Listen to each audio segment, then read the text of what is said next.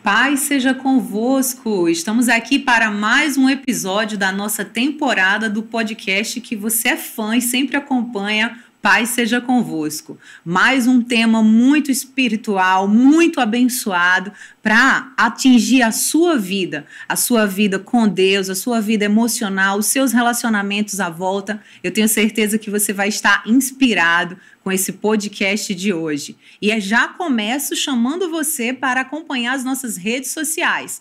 O podcast Paz Seja Convosco está com você também no Instagram, no TikTok e com certeza acompanhe a nossa rede oficial, Quadrangular Oficial no Instagram e aqui no YouTube com vocês. Aproveito também para convidar vocês para deixar o seu comentário aqui sobre o nosso podcast de hoje. E não esqueça, com certeza, de curtir muito esse conteúdo e se inscrever para acompanhar aí as próximas notificações sobre os próximos podcasts Paz Seja Convosco que você vai acompanhar aqui com a gente.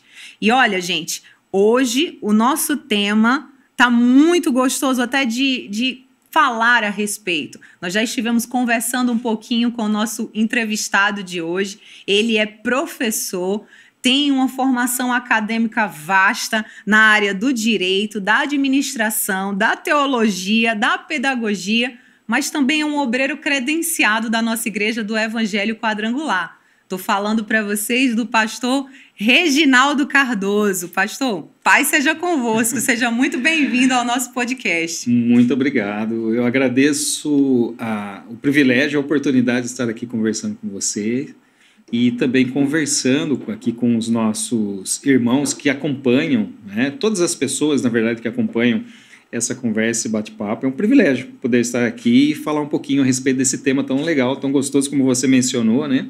É bem legal, bem interessante a gente conversar, porque envolve muito experiências. E as experiências que nós temos ao longo da nossa jornada, na verdade, é o que nos molda, né, como cristãos. Então é muito gostoso falar a respeito disso. Muito obrigado pelo convite. Que bom. E você está curioso para saber como é que vai ser? Olha só o tema de hoje. Como discipular alguém. O pastor Reginaldo, também como professor, ele tem assim uma vasta experiência trocada com diversas pessoas, o relacionamento, né, com as pessoas. E ele vai falar desse tema hoje aqui, discipulado, que é tão precioso para a nossa caminhada cristã, nossa vida cristã. É uma missão para a gente, né, pastor?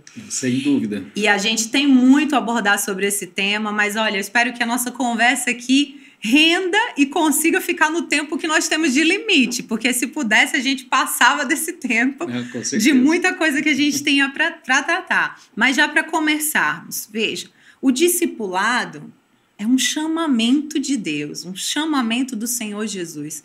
O que o senhor pode falar para a gente sobre esse chamado para o discipulado? Nós temos uma missão, aquilo que é chamado muitas vezes nos meios cristãos como a grande comissão. A grande comissão que nós encontramos lá em Mateus 28 é ensinar e batizar. Ensinando-as e batizando. E no verso 20 ele vai dizer, inclusive, ensinando-os a guardar todas as coisas que eu vos tenho mandado. Sim. A igreja ela tem um propósito de evangelismo, de levar as pessoas ao conhecimento de Cristo. Mas quando essa pessoa entra nesse ambiente da comunidade de fé, é necessário de acompanhamento. E você falou uma palavra-chave que eu acho extremamente importante quando a gente fala a respeito de discipulado, que é relacionamento. Isso. Né? Essa palavra é chave. E é bem isso, discipulado é relacionamento. Às vezes as pessoas se prendem, quando se fala de discipulado, se prendem a questões técnicas. A gente estava até conversando em off aqui sobre isso, né? As mil estratégias, né, de abordagem. Exatamente. Então as questões, claro, isso é importante, né, para a gente entender o discipulado como uma missão. e todas as nuances que existem nesse ambiente. Mas, no final das contas, é caminhar junto, é relacionamento. E aí, talvez a nossa conversa ela vá muito por esse lado, realmente, dessas experiências. Então, aí eu gostaria de falar um pouquinho sobre as experiências que eu tive como discipulado e algumas também ali como discipulador, e a importância de todo esse processo. A gente tem algumas referências bíblicas também, que ao longo da nossa conversa, do nosso bate-papo aqui, a gente vai falar alguma coisinha a esse respeito, né? Mas acho que já dá para iniciar falando a respeito disso. Quando eu comecei a minha caminhada cristã, eu necessitei bastante de pessoas que acompanhassem esses primeiros passos. Eu me recordo que em muitas situações eu não estava preparado para enfrentar sozinho. E ninguém no início da sua caminhada cristã está. Por isso que existe um processo caminhando à maturidade. Existem os neófitos, existem aquelas pessoas imaturas na fé, e é natural. Nós somos, de forma análoga, nós somos considerados como crianças. Nós começamos a nossa caminhada tomando leitinho, e depois a gente vai melhorando a alimentação, a gente vai tendo experiências mais imersivas na vida cristã, e a partir daí ocorre esse crescimento, né, rumo à maturidade. Por isso que é tão importante a gente ter pessoas com quem possamos contar nessa caminhada, nos estruturando e direcionando em relação àquilo que nós ainda vamos produzir no reino. Não fomos feitos para estarmos sozinhos, né, pastor? Nós precisamos uns dos outros, e gerar esse relacionamento, se dar a oportunidade de ter esse relacionamento, é um passo assim fundamental para essa vivência tão marcante para a vida cristã, que é o discipulado, até se permitir ser discipulado por alguém. Porque o Reginaldo que está aqui, a Raíssa também que está aqui, foi discipulada por alguém, foi discipulado por alguém para estarmos aqui hoje. Com certeza.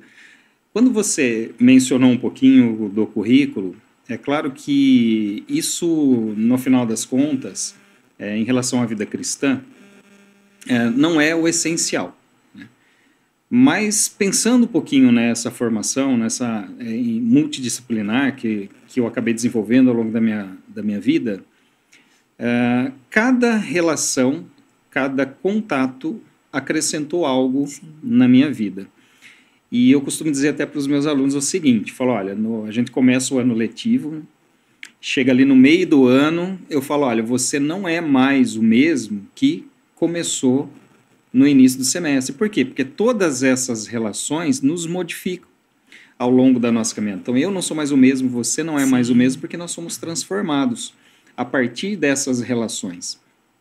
E é por isso que eu costumo sempre dizer que você ser igreja significa pensar coletivamente, em relações. Então, a gente tem esses relacionamentos que vão nos auxiliando a enfrentar esses problemas que são naturais da caminhada cristã. Então, pensando um pouquinho, eu tive o privilégio de já, antes mesmo do meu batismo, tá? Antes mesmo do meu batismo, eu comecei a frequentar a igreja e, interessado em aprender mais, me foi apresentado a escola bíblica. E eu comecei a frequentar a escola bíblica antes mesmo de me converter a Cristo e obviamente, antes de ser batizado. E isso me ajudou bastante, porque eu tive uma pessoa na minha comunidade de fé, na minha igreja lá em Araras, que me ajudou nessa caminhada. A gente pode mencionar os nomes aqui, inclusive tudo, né? O que mais chamou a atenção ali para esse relacionamento, pode mencionar. Aliás, eu faço sempre questão de citar ele. O nome dele é Dorival Belém.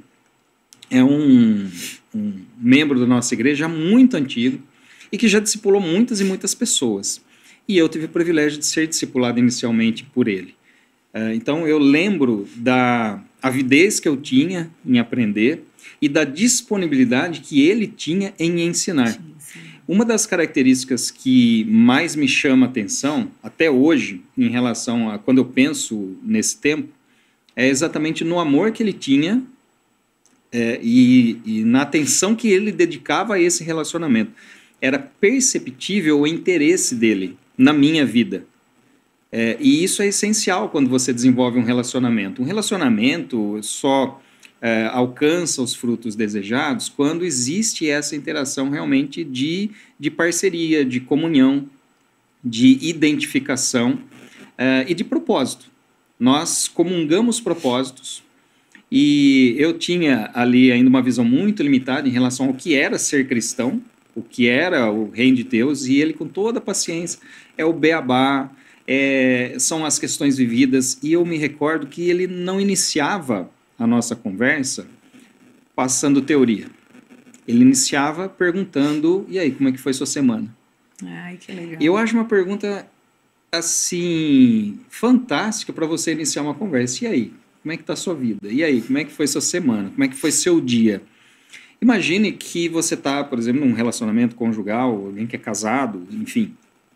Você chega no final do dia cansado, sua esposa, seu marido também chega ali cansado e você vira para o seu cônjuge e diz, e aí, como é que foi seu dia? Isso faz uma conexão fantástica, porque você demonstra um genuíno interesse nas relações e nas vivências que essa pessoa teve ao longo do dia. Isso, e de forma pessoal, você mostra interesse em algo pessoal, que é pessoal, particular. Exatamente. Então, o discipulado, em primeiro lugar, não deve ser visto como uma atividade intelectual, uma atividade acadêmica, mas é uma atividade relacional. Sim. Você desenvolve relacionamento, você se interessa genuinamente por aquela vida, pelo desenvolvimento.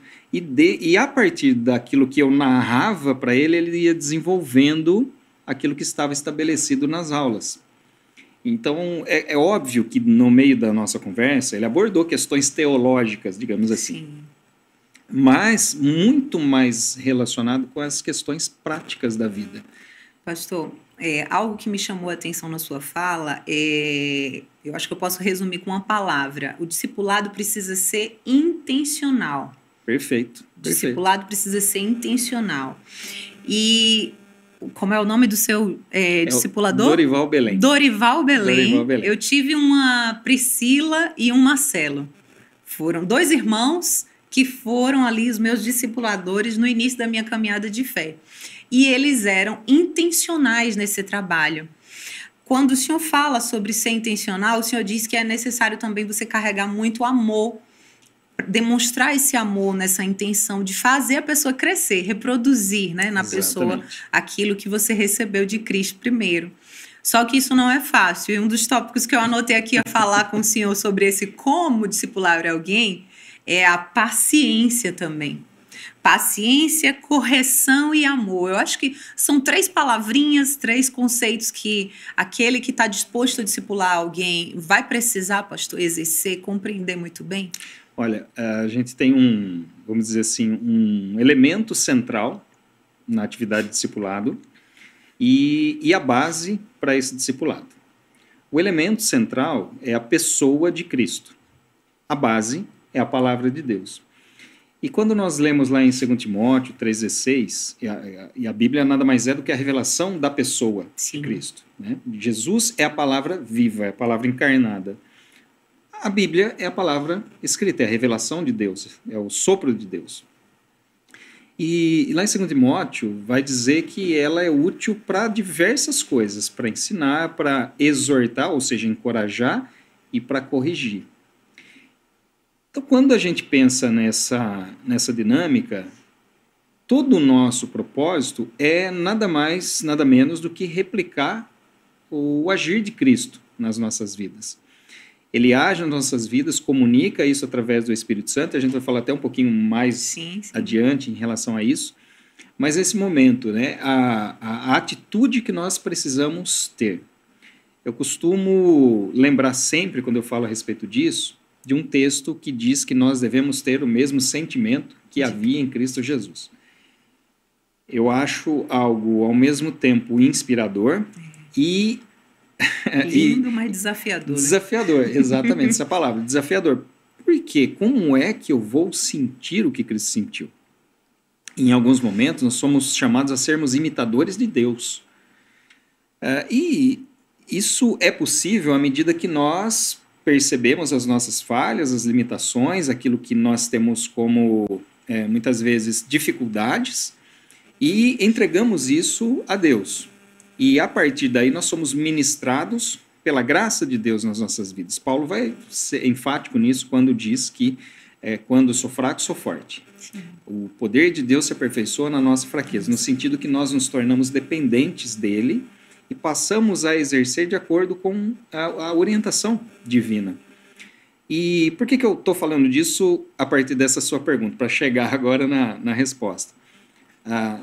Nós somos o que somos e fazemos o que fazemos espiritualmente a partir da nossa relação com o Espírito Santo, que produz em nós o seu fruto. E nesse fruto está, um dos aspectos desse fruto é exatamente a paciência. Isso. Se nós pensarmos na obra de Deus sobre as nossas vidas, nós replicamos isso da mesma forma. Veja que Deus ele se revela a nós, Deus se identifica com o ser humano através da encarnação de Cristo, para que o ser humano possa se identificar com ele. Deus tem misericórdia das nossas vidas, a ponto de pagar pelos nossos pecados, pelos nossos erros com o sangue de Cristo, para que nós possamos ter paz com Deus, para que nós sejamos reconciliados com Ele.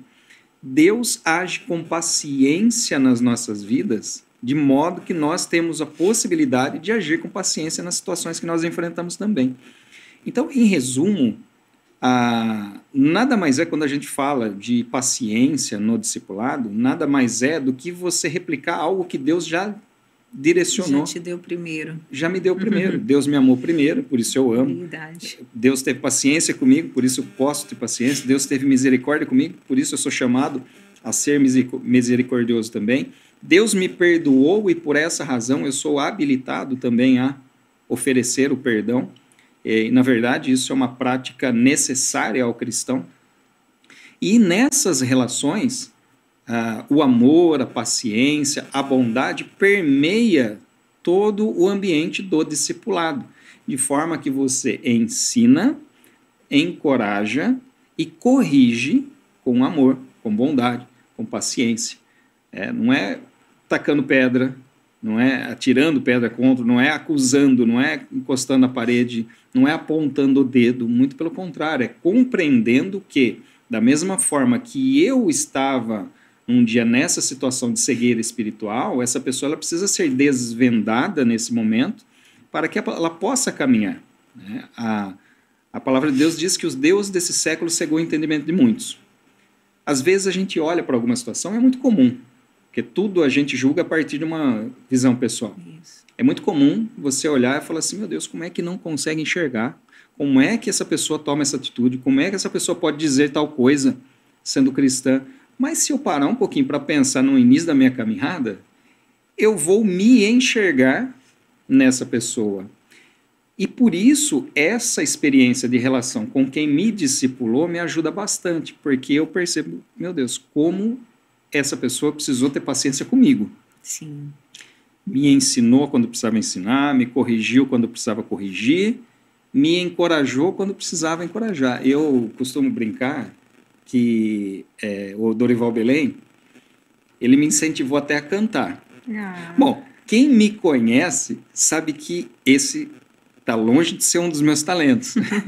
Mas ele dizia que não, você canta bem, até isso ele me encorajou a fazer. Mesmo eu tendo uma consciência, falar assim, eu acho que eu não dou para isso não. Deus me deu alguma outra coisa, mas cantar não foi a minha praia. Mas ele me encorajava sempre a experimentar, a ter as minhas experiências. Então o discipulador ele não pode ser um ceifador. Ele precisa ser semeador. Sim. Ele precisa desenvolver nas pessoas que estão diante dele o desejo de experimentar as coisas do ministério. Desde a minha caminhada, do início da minha caminhada, eu passei pela área do ensino, passei servindo como diácono, já fiz parte de grupo de louvor, sim. Né? Efeitos do discipulador. Efeitos do discipulador, de grupos missionários. Então eu me envolvi com vários ambientes da igreja, a ponto de eu ter uma noção das formas pelas quais eu poderia servir, eu poderia ser útil. ali. E isso tudo foi promovido por algumas pessoas que Deus colocou na minha vida. Uma delas foi esse. Tem um outro que é o Claudemir, que me inseriu ali na liderança do diaconato da minha igreja também, e uma série de outras experiências que eu tive, que pessoas, vendo ali uma possibilidade, me chamou para fazer parte. Então é extremamente importante. Eu sempre fui muito bem orientado na minha igreja.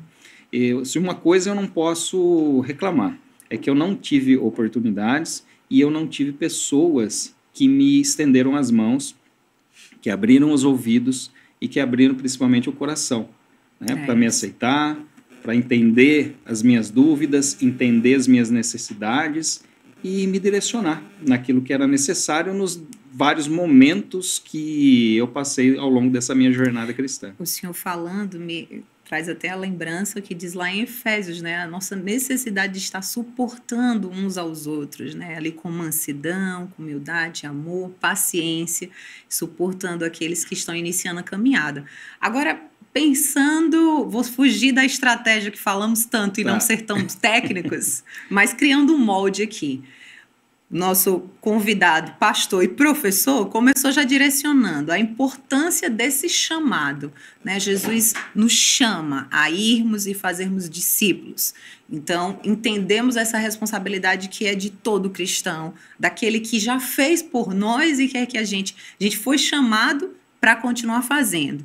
Vamos precisar do amor e da paciência para administrar esse discipulado. Só que quando o senhor entra na parte da correção, falar de correção, eu acredito, pastor, que não tem como não atrelar o discipulado a essa linha do ensino da palavra.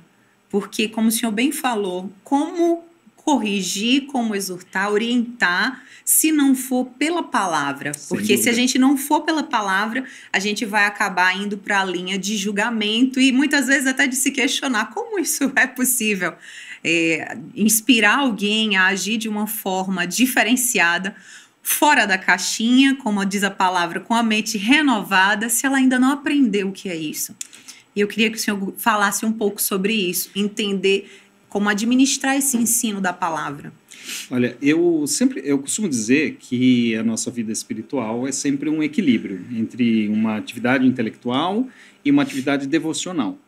A atividade intelectual, ela compreende você estudar a palavra, você refletir a respeito da palavra, e a atividade devocional é relacionamento com Deus, relacionamento com os irmãos. Então é sempre um equilíbrio. Uma coisa está atrelada à outra e uma coisa não existe sem a outra. Se nós focarmos excessivamente na atividade intelectual, nós fatalmente seremos levados a desenvolver um legalismo. Isso. Por outro lado, se a gente não desenvolve essa atividade intelectual e foca demasiadamente na atividade devocional, existe um outro perigo que é do fanatismo ou até de erros doutrinários que são bastante relevantes. Interpretações erradas. E interpretações erradas geram práticas erradas também.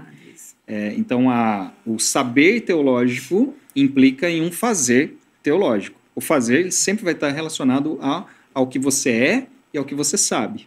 Você jamais vai fazer algo diferente daquilo que você é ou sabe. Sempre vai ser, eles vão estar interligados. Então, no dia a dia, é preciso inserir aquilo, por isso que o discipulador precisa compreender muito bem a palavra de Deus, precisa saber aplicar a palavra de Deus às situações práticas para que ele possa ser um conselheiro durante o discipulado. E o aconselhamento tem que estar de acordo com os mandamentos divinos, aquilo que está na palavra de Deus.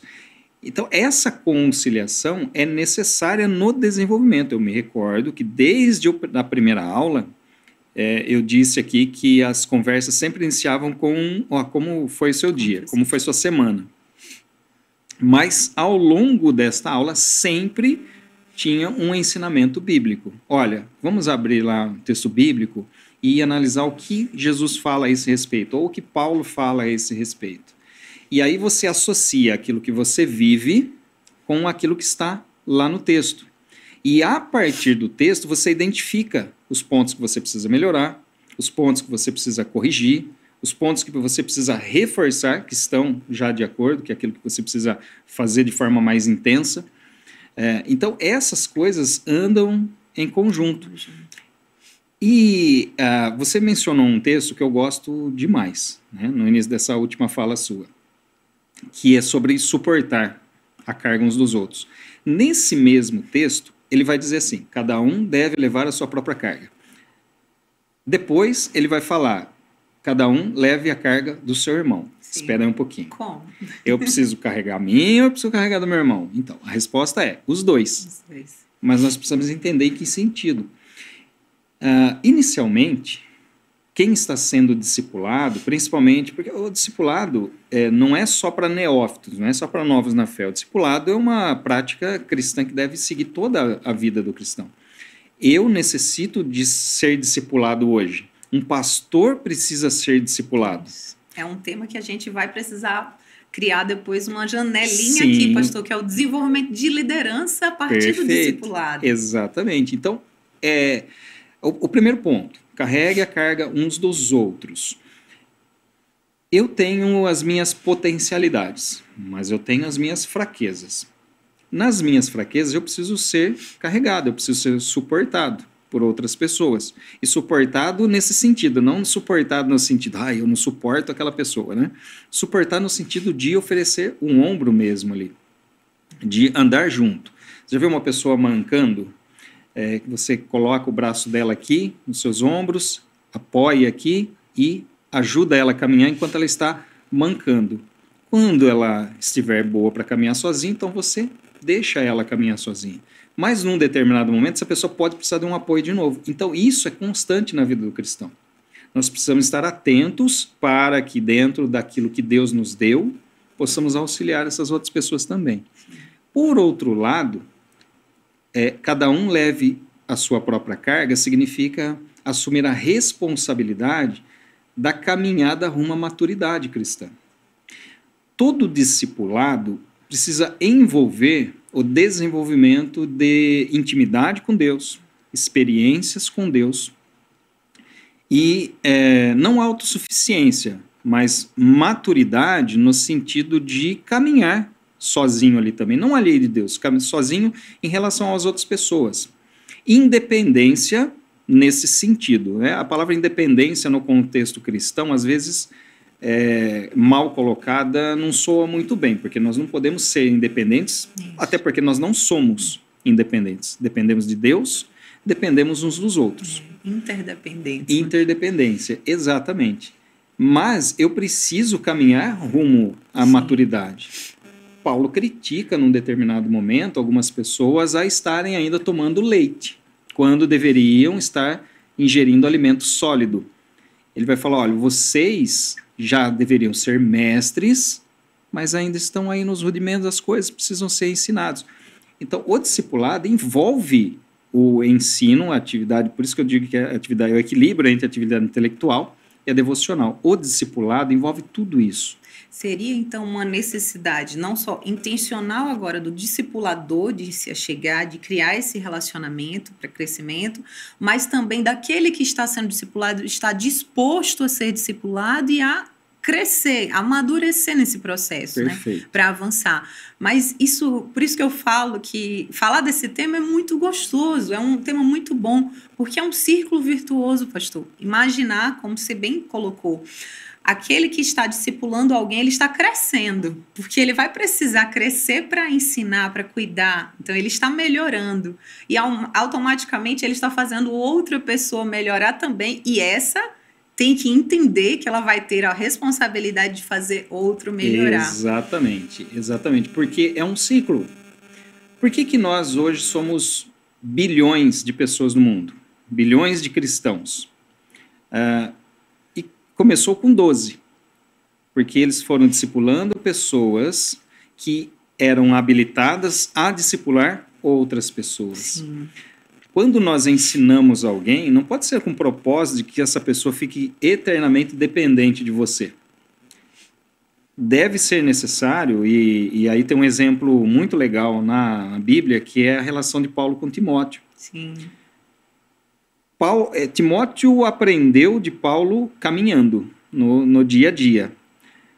Ele se encontra com Timóteo ali em Listra. Na sua primeira viagem missionária, já denota que Paulo conhecia Timóteo. Na segunda viagem, falou: ó, vem comigo que Deus tem algo para a sua vida. E aí, no caminhar, Paulo ia ensinando, através do próprio exemplo e através dessas orientações. Quando Paulo assume uma função de liderança, quando Timóteo assume uma posição de liderança, Paulo ainda assim se preocupa com que ele replique adequadamente, corretamente, essa tradição apostólica. Tanto que ele escreve as duas cartas, 1º e 2º Timóteo, e Paulo escreve a Tito também, nesse sentido, para orientar em como ele deveria agir em determinadas situações. Ainda Timóteo já era líder. Timóteo já estava ali em posição de liderança em uma igreja, mas ainda necessitado de um aperfeiçoamento da sua atividade de liderança. Bom, eu não sei se eu estou atropelando já, então... Não, é esse tema mesmo. É agora um outro aspecto do discipulado. Ali no início da caminhada, eu sou discipulada a um certo nível, né, para uma certa execução. E agora eu subo o nível e preciso também desse acompanhamento nesse outro degrau, que agora é o desenvolvimento de liderança. Olha, por exemplo, eu mencionei que a minha vida cristã ela começou há 25 anos. Tive essa etapa de início, várias pessoas me auxiliaram, citei aqui o nome de alguns, e 25 anos depois, passado por todas essas atividades que eu mencionei na igreja, hoje, muitas vezes, eu sou visto como alguém confiável, no sentido de que as pessoas precisam de alguma coisa, precisam tirar alguma dúvida sobre alguma questão prática, elas me procuram para conversar. Tive até experiência já de alunos, de outras pessoas que aí eu já tive a oportunidade de discipular também, que se tornaram professores por conta do meu exemplo. Falaram: olha, me tornei professor por causa de você. Eu fico muito feliz com isso, não necessariamente por ele se tornar professor, é aquela história: o pai advogado quer que o filho seja advogado, o pai médico quer que o filho seja médico. Não é essa a questão, porque, na verdade, Deus direciona cada um para a área, mas ser referência para alguém é algo muito sério, muito relevante.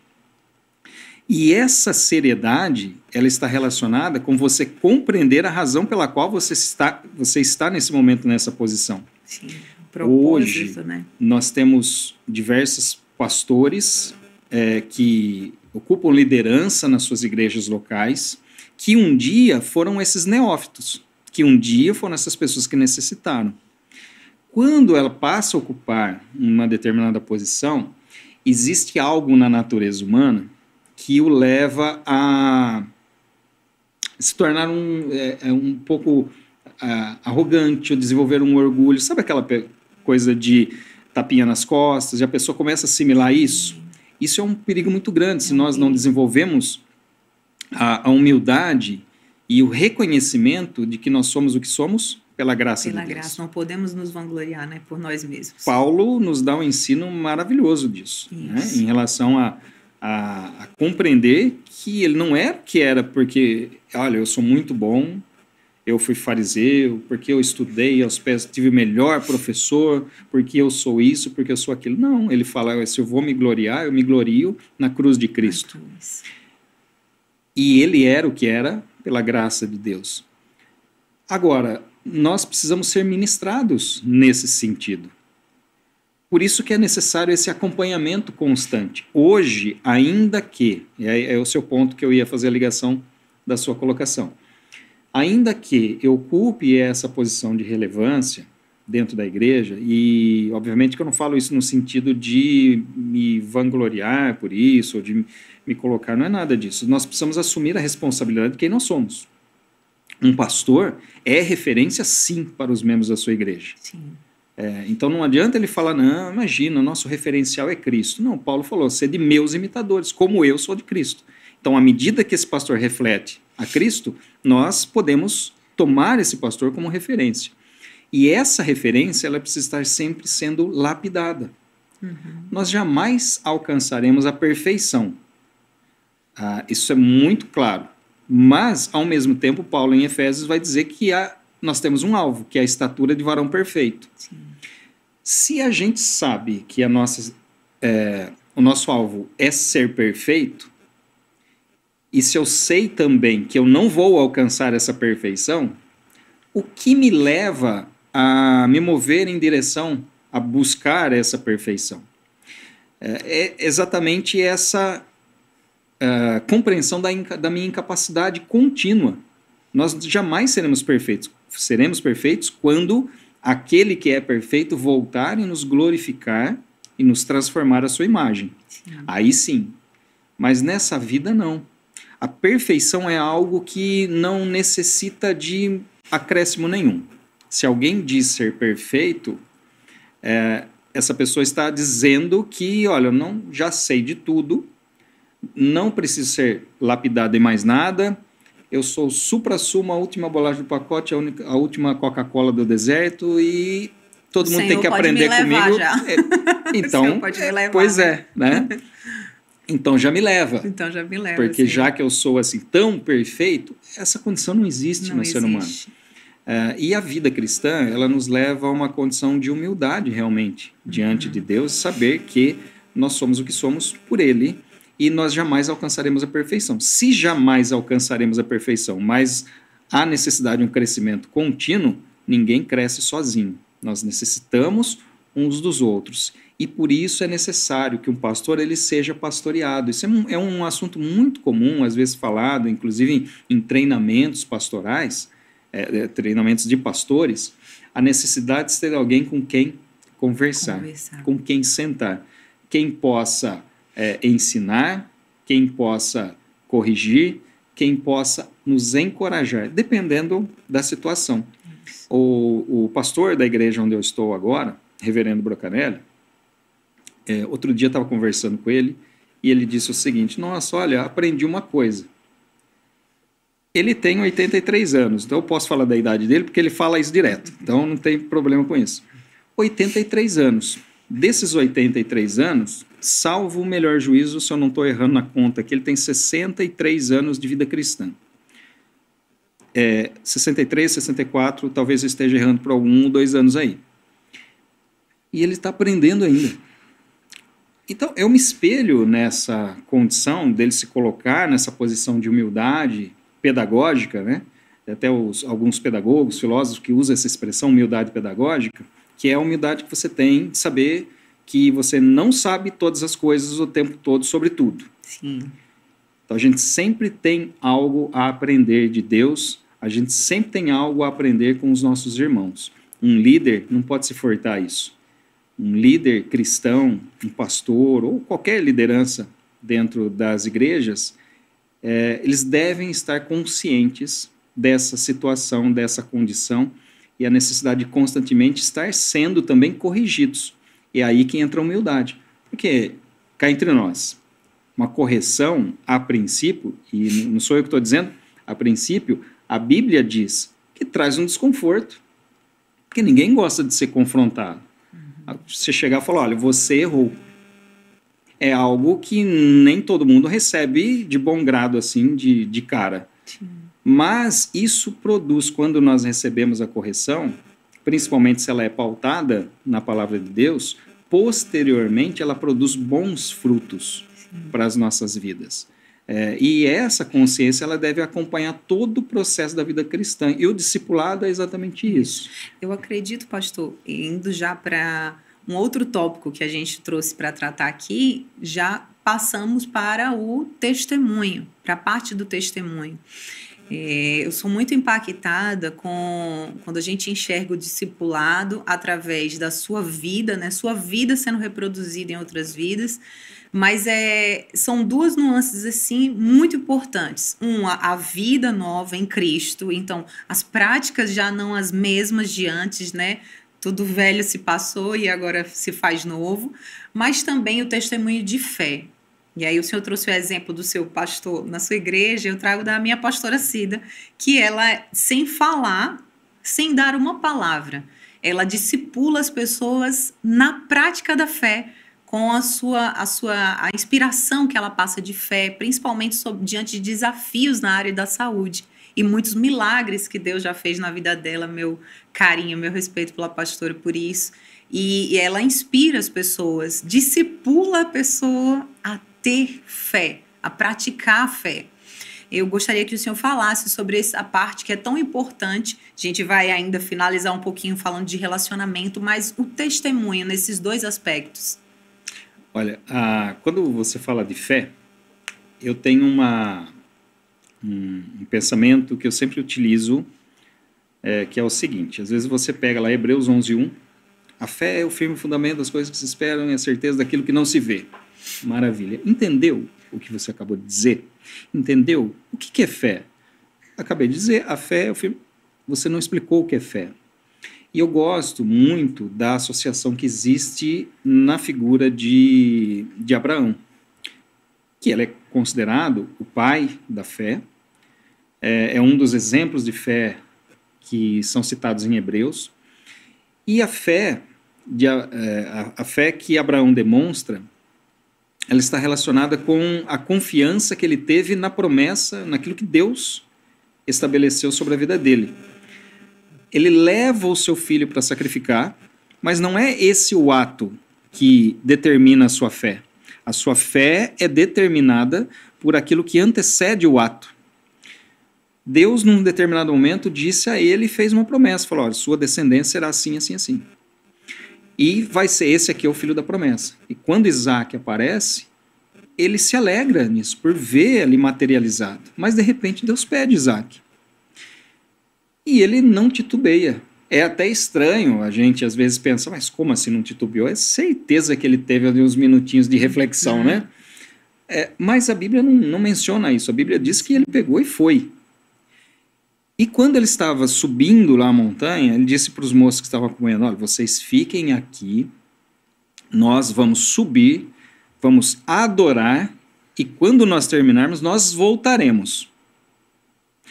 E Hebreus vai dizer que ele cria, inclusive, que Deus poderia ressuscitar ele dos mortos. Bom, a fé é exatamente isso. Ele não sabia o que Deus ia fazer, mas sabia que Deus ia fazer alguma coisa.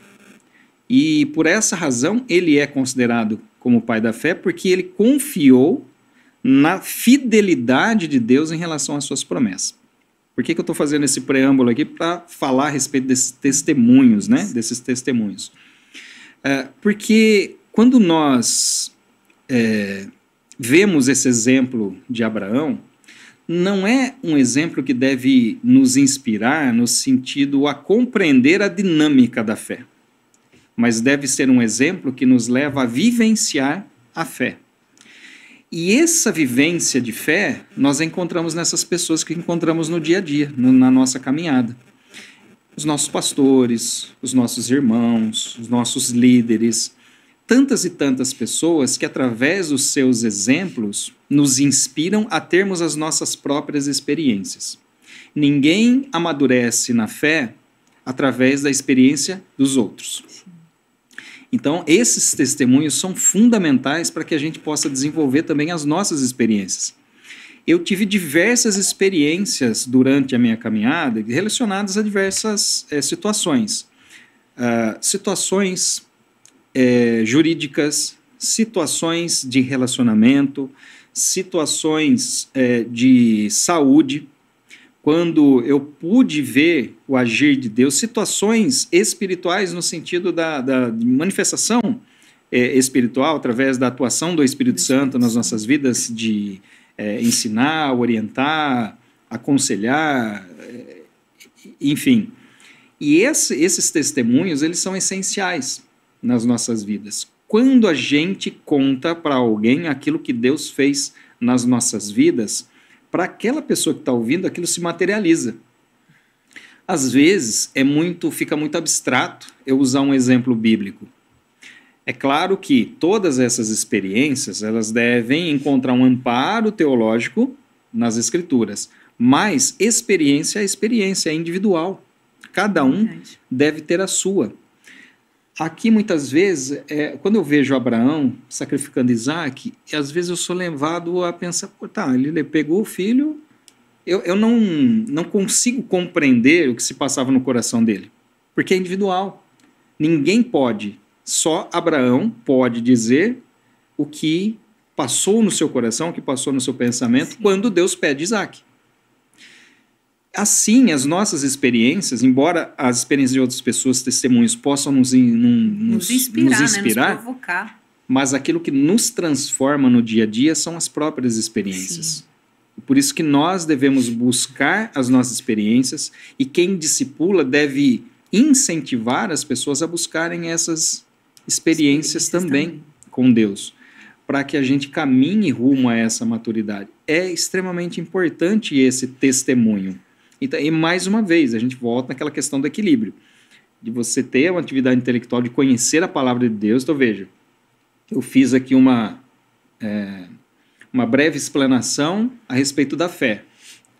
Teoria, né? Teoria. A minha prática deve estar de acordo, então, com essa teoria. Se eu compreendi isso, vamos à prática agora. Vamos colocar em prática isso. De que forma? Aí as situações que se apresentam na vida nos levam a colocar em prática. Então, uma situação, às vezes, desesperadora. Vamos confiar em Deus, vamos buscar, vamos orar, Deus vai agir. Olha, eu nunca vi, e eu acredito que eu nunca verei Deus desamparar alguém. Não. Deus nunca nos desampara. Nunca, é bíblico.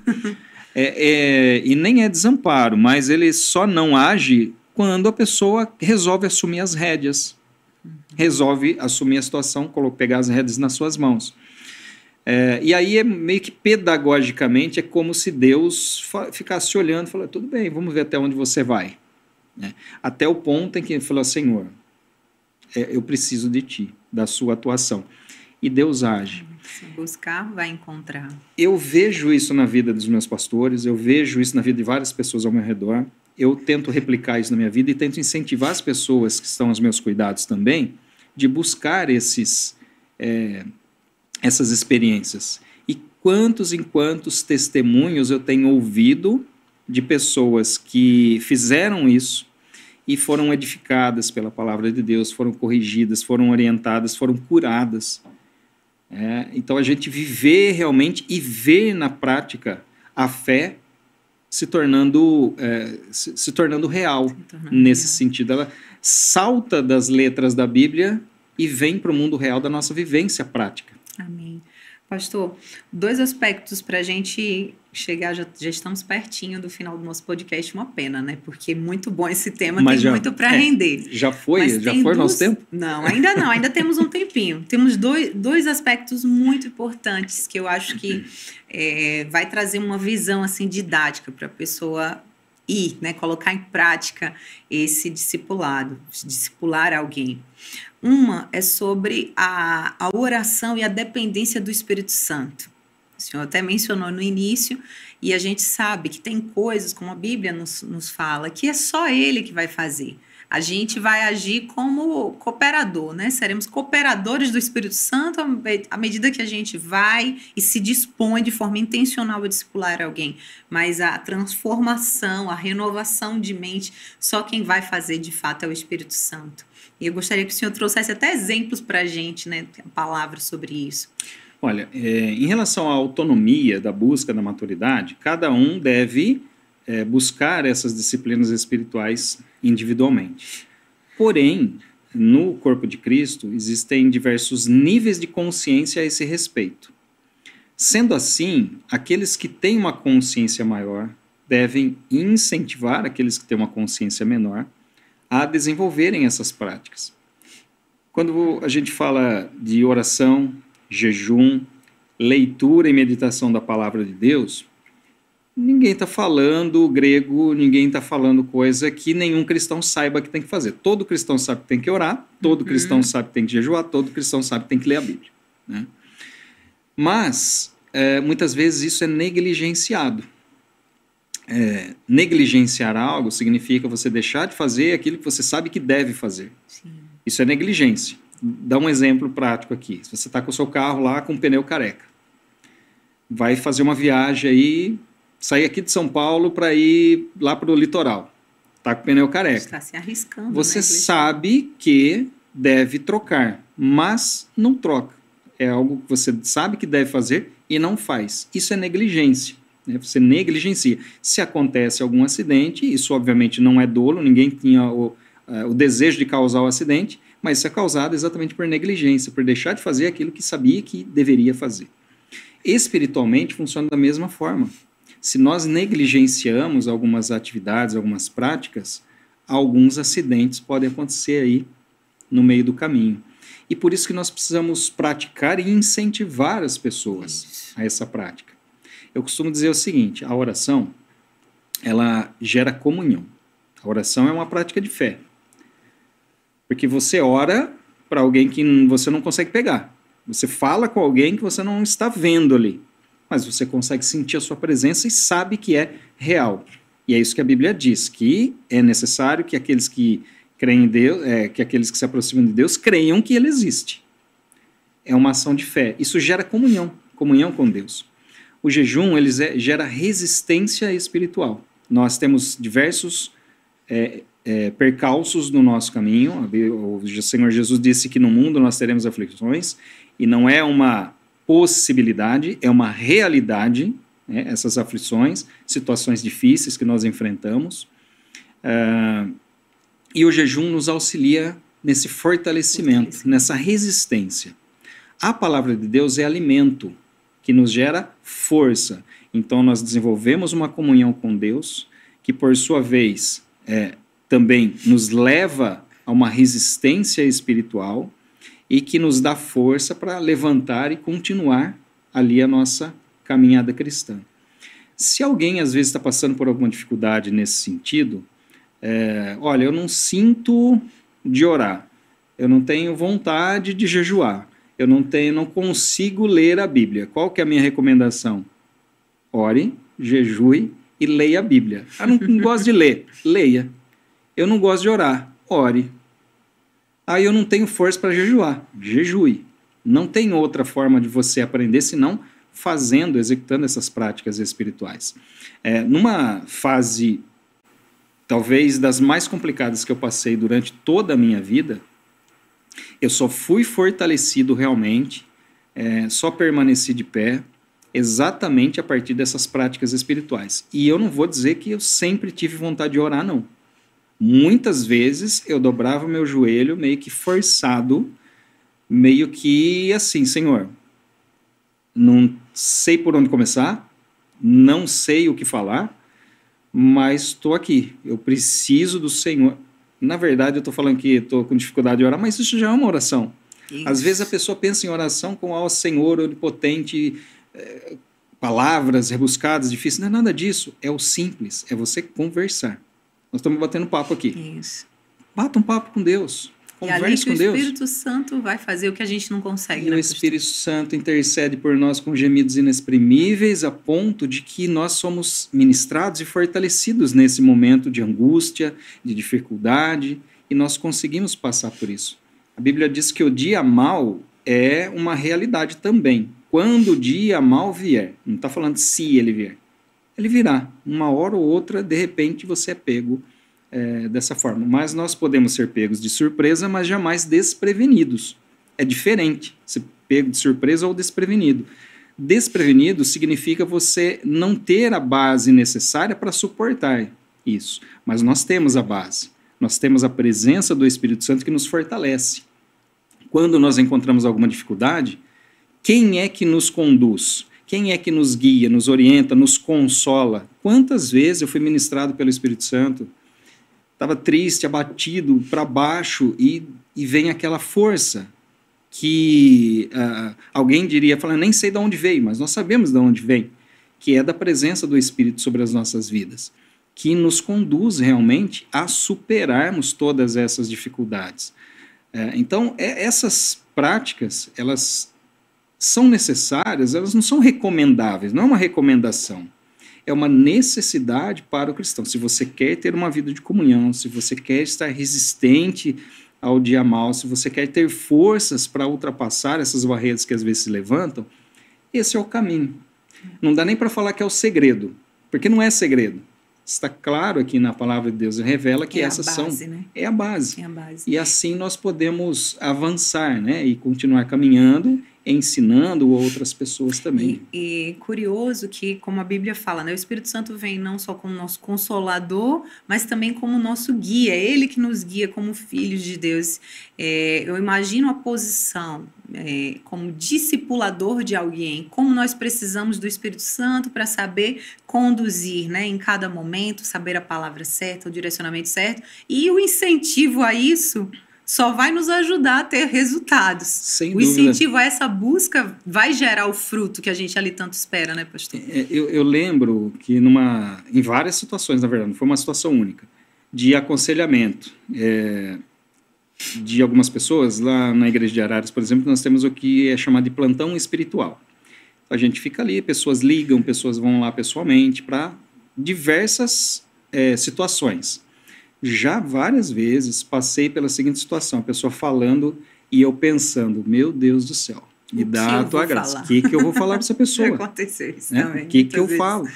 E de repente vem aquela palavra de sabedoria, que é um dom espiritual, palavra de sabedoria que vai dar a solução adequada para aquela situação específica. E aí você fala, veio da onde isso? De mim, da minha experiência? Não. É ministração de Deus. Quando nós somos dependentes, Deus ministra. Quando nós queremos tomar as rédeas, Deus permite que a gente conduza. Exato. Mas quando nós entregamos o controle a Deus, Ele direciona. E o Espírito Santo é maravilhoso nesse sentido, porque ele jamais vai colocar a gente enrascada. Exato. E sempre vai dar a solução perfeita para cada situação. Pastor, é muito legal esse seu final, dessa parte do Espírito Santo, porque agora o nosso próximo tópico é falar de relacionamento. A igreja, um dos propósitos da igreja também é desenvolver a comunhão entre os irmãos, né? A igreja cresceu dessa forma, a igreja primitiva, né, se desenvolveu através da comunhão, esse acolhimento uns dos outros.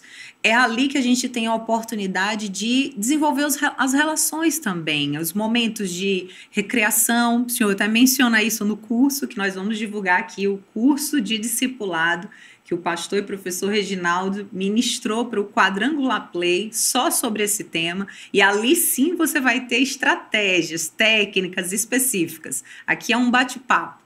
Mas voltando aqui, pastor, sobre essa estratégia nossa, né, de abordagens, de criar as oportunidades de relação, como o senhor também mencionou em todas as suas áreas acadêmicas, suas áreas de atuação, as minhas também, nós vimos a oportunidade de criar relações e ali ser uma oportunidade de discipular alguém para a vida em Cristo. Esse nível que nós precisamos alcançar, mas de forma balanceada, porque a comunhão ela precisa acontecer com um propósito e que não pode fugir, não pode ser invasiva, né? Não pode ir além e criando ali, quem sabe, algum tipo de desconforto. Eu acredito que é um ponto aí fundamental se queremos discipular alguém, e o Espírito Santo vai nos ajudar com certeza para isso. Não, sem dúvida. Quando a gente fala de relacionamento, aliás, Deus é especialista em restauração de relacionamento. Na verdade, o propósito da redenção é um grande propósito de restauração de um relacionamento do homem com Deus. O homem é criado com o propósito de se relacionar com Deus, mas através da queda isso gera um distanciamento, uma perda de comunhão. E todo o processo de redenção move para uma restauração final. E por essa razão, eu gosto de dizer que a gente tem uma quádrupla missão no que diz respeito à restauração de relacionamento. Relacionamento com Deus, relacionamento conosco, então eu compreender agora quem eu sou em Cristo, eu não sou mais a mesma pessoa, não sou mais eu quem vivo, é Cristo que vive em mim, então é uma nova relação consigo. A relação com o meu irmão, com aqueles que são da fé, e o relacionamento com o mundo de uma forma geral. Então, nós temos essa missão de restaurar relacionamentos, de construção de pontes. Isso, dentro de um ambiente de relacionamento, é sempre complexo. Por quê? Porque todo relacionamento é pautado por conflitos. Não existe relacionamento que não tenha conflitos. Se você pensar em todos os níveis, relacionamento conjugal, relacionamento de trabalho, relacionamento de amizade, relacionamento acadêmico, profissional, enfim, qualquer relacionamento, você sempre terá conflitos. Isso é inevitável. Então é algo que precisa ser compreendido.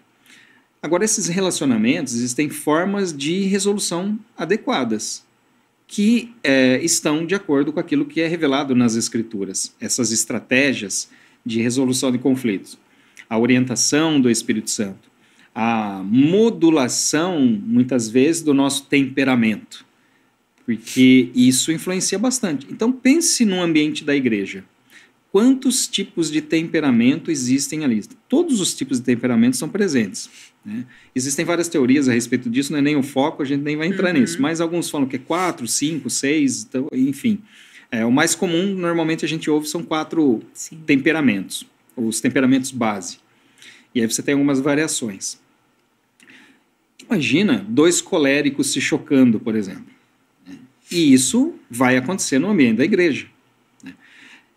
É necessário, então, o desenvolvimento do fruto do Espírito para modular esse temperamento, para nós já não agirmos mais segundo a carne, mas porque a obra da carne ela vai produzir coisas ruins, coisas negativas. O fruto do Espírito produz vida, produz amor, longanimidade, paciência, bondade, etc. Domínio próprio, às vezes está muito em falta em alguns círculos, né? Esse domínio próprio de você controlar um pouco exatamente aquelas emoções que às vezes tentam aflorar no cristão. E isso não é diferente de qualquer pessoa dentro ou fora da igreja. Nós estamos sujeitos a isso. Então, esses relacionamentos, eles nos dão oportunidades de crescer nesse sentido e de nos relacionar a partir de um propósito de edificação mútua. Você disse muito bem, nenhum relacionamento prospera sem que tenha um propósito para aquilo. E o nosso propósito com o relacionamento como igreja, como corpo de Cristo, é edificação mútua. Isso. Então, eu preciso ser ministrado, assim como eu preciso ministrar as outras pessoas também. Isso é oportunidade, é um privilégio que nós temos. Quando nós encontramos situações conflituosas, devemos enxergar isso como possibilidades de crescimento mútuo. Crescimento para mim, crescimento para outra vida, para o outro também.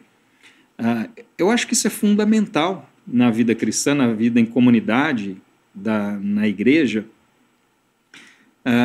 porque senão estaríamos estagnados eternamente. Sim. Se eu não sou desafiado em nenhuma área, eu não vou crescer em nenhuma área. Você pode perceber, se você pensar em organizações empresariais, se você pensar na igreja, se você pensar em questões pessoais, o que nos move ao crescimento são os desafios que nós encontramos. Quando somos desafiados em alguma medida, somos meio que levados ou forçados a sair da nossa zona de conforto. E a igreja é local de pessoas imperfeitas. Sim. Se fosse perfeito, olha, se você é perfeito, eu acho que a igreja não é bem o seu lugar, né? O seu lugar é o céu. Né? A igreja é lugar de pessoas imperfeitas. Algumas pessoas dizem, olha, igreja é como um hospital. Ali estão doentes, pessoas doentes. A igreja é como se fosse uma escola. Pessoas que necessitam aprender, de aprendizado, crescer nesse aprendizado. E é dessa forma que nós precisamos encarar. Quando encontramos alguém cujos padrões desafiam a nossa forma de compreender aquilo que é certo, aquilo que é errado, isso é uma oportunidade para você, ou você crescer, ou você auxiliar outra pessoa a crescer. Vou contar um testemunho rapidinho, não sei, a gente tem tempinho? Pode contar. Tá, bem rapidinho. Uma vez, estava trabalhando, ainda trabalhava num banco, e todos os dias atravessava uma praça para almoçar num restaurante que tinha do outro lado da praça. E nessa praça existiam várias pessoas que faziam ali as suas artes, me fugiu a palavra específica agora para isso. Artesanato? Artesanato, isso. Faziam ali seus artesanatos e tudo mais. E eu passava, eu ficava olhando, né? E meio que torcendo o nariz para aquilo. Principalmente para um rapaz, e depois eu fui entender por que esse rapaz me incomodava tanto. Era um rapaz que se vestia assim, todo camuflado, tinha uns dreadlock, tatuagem, né? E fazia ali seus artesanatos. Isso eu já contei para várias pessoas. Alguns que vão nos assistir já me ouviram falar isso aí. E eu pensava comigo, né? E eu ali, de gravatinha, roupa social, né? Todo pimpão, todo cristão, julgando aquela pessoa que estava ali por causa da aparência que ela tinha. Dentro daquilo que eu estava falando anteriormente, então, a posição desse rapaz desafiou a minha compreensão daquilo que era o padrão exigido para um filho de Deus. Até que um dia, passando diante desse rapaz, eu o vi em pé, com um jovem, com as mãos no ombro, orando, e aquele jovem aceitando Jesus. Eita. Eu costumo dizer que isso foi um soco no estômago. Eu acho que foi no estômago, no queixo, acho que foi vários socos que eu tomei de uma vez só, uma pancada ali. E uma voz muito clara no meu coração: e você está fazendo o quê? Então veja, esse contato com uma situação que desafiou a minha forma de enxergar as coisas não trouxe benefício para aquela pessoa, trouxe benefícios para mim. Porque a partir dessa interação, e ainda que eu não tenha interagido diretamente com a pessoa, mas Deus tratou no meu coração a partir dessa experiência que Ele me concedeu. Eu mudei completamente a minha forma de enxergar o propósito da missão de Deus. A missão de Deus, ela não se relaciona à aparência das coisas, mas é a essência de tudo. É o coração. Deus... E isso é tão claro, obviamente naquele tempo não tinha essa compreensão, era imaturo nesse sentido. Mas a Bíblia diz, o que Deus nos pede? Filho meu, dá-me o teu coração. É o nosso coração que deve ser entregue e o nosso pensamento deve ser levado cativo ao Senhor. E dessa forma nós somos transformados. Quando nós compreendemos isso, nós encontramos em todas as nossas relações e em todos os conflitos possíveis possibilidade de crescimento, não mais um problema. Uhum. Ver como oportunidade. Como oportunidade, porque a gente pode identificar uma situação de conflito, falar, olha, eu não quero isso, eu vou fugir do conflito, e às vezes a pessoa sai da igreja, às vezes a pessoa sai do convívio daquelas pessoas, e quanto ela perde fazendo isso? Até porque ela vai sair de uma situação conflituosa para fugir, entre aspas, né? Para uma outra igreja, por exemplo, e vai encontrar lá outros tipos de conflitos, porque o conflito é natural nos relacionamentos humanos. Onde existe relacionamento humano, existe conflito. E aí nós precisamos enxergar realmente como essa possibilidade de crescimento. E eu acho fantástico a forma como Deus trabalha isso nas nossas vidas, no nosso dia a dia. Sim. Eu tenho 25 anos de vida cristã, espero ter mais uns 50 de vida cristã, ou até que o Senhor volte, e espero, me coloco nessa condição de humildade e espero aprender até lá. E até o final da minha vida, aprender aí com Deus, aprender com os irmãos, com aquelas pessoas que eu me relaciono e são tão importantes para o meu crescimento. E como o senhor falou, não vamos conseguir discipular sem não nos relacionarmos, né? Aproveitarmos essas oportunidades. Agora, eu fazer um comentário, que essa história que o senhor contou agora, a percepção que a gente faz, né, do que está fora, me lembrou uma vez uma frase que eu li de Billy Graham em um dos livros, citando que um dia um jovem se apresentou a ele e disse: quando eu conhecer um cristão verdadeiro, eu vou me converter ao cristianismo. E ele finaliza essa frase dizendo, e ele disse isso olhando para mim. Esse foi um dos maiores sermões da minha vida. Então, imagine, né? O senhor falou isso no início. Nós somos, o que nós falamos para o outro, a forma que nós vemos o outro, é fruto das nossas próprias interpretações, é o que está dentro da gente. Exato. Então, a gente vai precisar resgatar bem o que está dentro da gente, que vem realmente de Deus, para saber se dá essa oportunidade de alcançar o outro, né? E é por essa razão que precisamos compreender que sendo novas criaturas, tudo se fez novo, é Cristo que vive em nós. E precisamos realmente demonstrar essa face, esse lado. É fácil isso? Não é fácil. É um exercício, é uma disciplina. Mas nós temos o elemento chave que nos possibilita isso, que é a presença do Espírito Santo. É o Deus habitando em nós. Eu costumo dizer que Deus sempre se moveu em direção ao homem. Lá no tabernáculo, ele manda construir lá no deserto, ele manda construir o tabernáculo com um propósito, para que eu habite no meio do meu povo. Posteriormente, a glória de Deus sai do templo, mas existe uma promessa do Emanuel, que se cumpre quando nós lemos João, o verbo encarnado. E o verbo se fez carne e habitou, tabernaculou entre nós. Quando ele fala aos discípulos, eles se entristecem, diz a eles que ele vai embora. Olha, eu vou subir, não vou ficar aqui com vocês para sempre. Eles se entristecem. E ele diz o seguinte: é melhor para vocês que eu vá, porque se eu não for, o Consolador não virá mais. Se eu for, eu rogarei ao Pai e ele vos enviará outro Consolador. 40 dias depois da ascensão de Jesus, desce o Espírito Santo, não mais para habitar no tabernáculo, não mais para andar entre nós, mas para habitar dentro de nós, nos fazendo o próprio tabernáculo. Essa relação é essencial, entendermos que o Espírito Santo está habitando em nós a partir desse momento. E nós precisamos fazer aquilo que Paulo orienta em 2 Coríntios, nos capítulos 2 e 3, de nos colocar como uma carta que é lida pelas pessoas, nos colocar como um perfume que é exalado, que exala o bom perfume de Cristo, e como um espelho que reflete a sua glória. E é uma pergunta que eu sempre faço, provocadora para os meus alunos, por aquelas pessoas que eu discipulo. Que tipo de leitura as pessoas estão fazendo? Que tipo de perfume eles estão sentindo? Que tipo de reflexo eles estão enxergando? É essencial para uma autorreflexão, uma autocrítica, muitas vezes, de entender o ponto onde nós necessitamos corrigir, o ponto onde nós necessitamos melhorar. Que bom, pastor.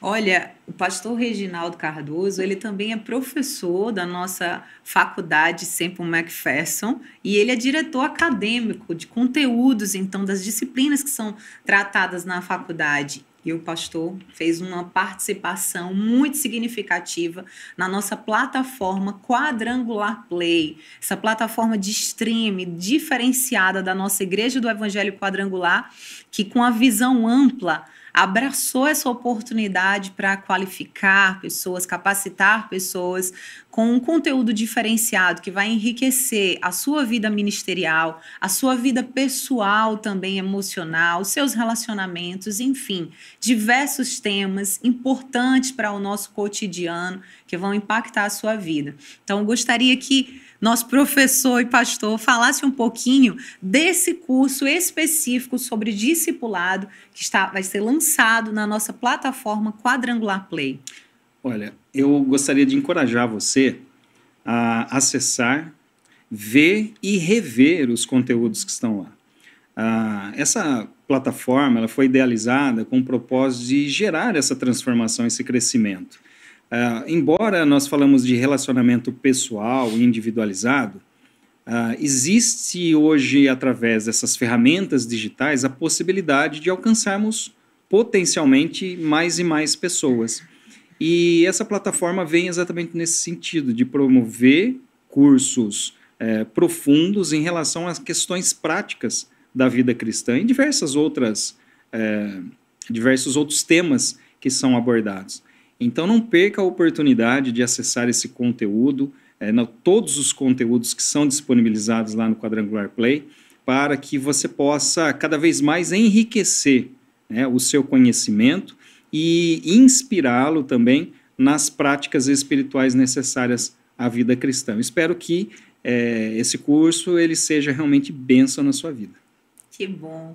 Amém, pastor. Foi um prazer tê-lo aqui no nosso podcast. Eu gostaria que o senhor finalizasse, cumprimentando os irmãos, para que a gente saia nessa missão da multiplicação, né? Isso aí. A missão do discipulado é essa, multiplicar. Multiplicar, né? O nosso pastor ele sempre diz assim, que ovelha gera ovelha, né? E nós precisamos realmente ter essa missão de multiplicar aquilo que Deus nos confiou, né? O Evangelho de Cristo, o Evangelho da graça, o Evangelho da salvação, que transformou a nossa vida e tem potencial de transformar a vida de tantas e tantas pessoas que se colocam ao nosso redor.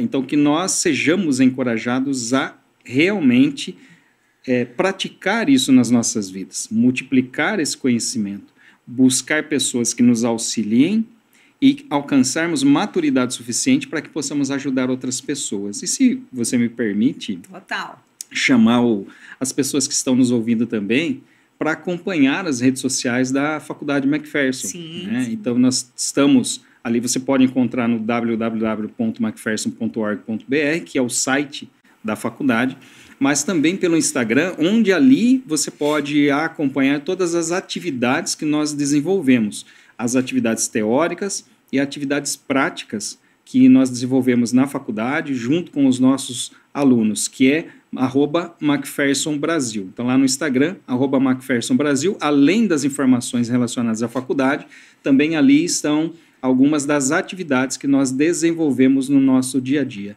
E eu agradeço a oportunidade de estar aqui, né? Foi muito gostoso conversar, passou rapidinho. Como você disse, poderemos falar muito mais a respeito desse assunto, mas fica para uma próxima oportunidade. Então, agradecer realmente a Deus, agradecer a vocês por possibilitar esse canal aqui de diálogo, de contato com as pessoas, onde a gente pode bater papo e crescer mutuamente também, né? Além de eu falar um pouquinho, acho que eu não falo muito, né? Não. Eu falo só um pouquinho, mas também aprender, né? Porque toda conversa gera um aprendizado mútuo. Então, eu também gostaria de agradecer, porque aprendi com você hoje aqui. Que bom, pastor, também. Que Deus abençoe a sua vida, Deus abençoe esse programa e que gere muitos frutos ainda. Que bom, obrigada. Obrigada a todos que estão nos acompanhando no nosso podcast Paz Seja Convosco. Agradecer ao nosso pastor Mário de Oliveira, a pastora Bianca, por essa oportunidade, pelo Quadrangular Play. E não esqueça, se inscreva aqui no nosso canal Quadrangular Oficial, também nos acompanhe nas redes sociais, não deixe de curtir aqui esse episódio, acompanhe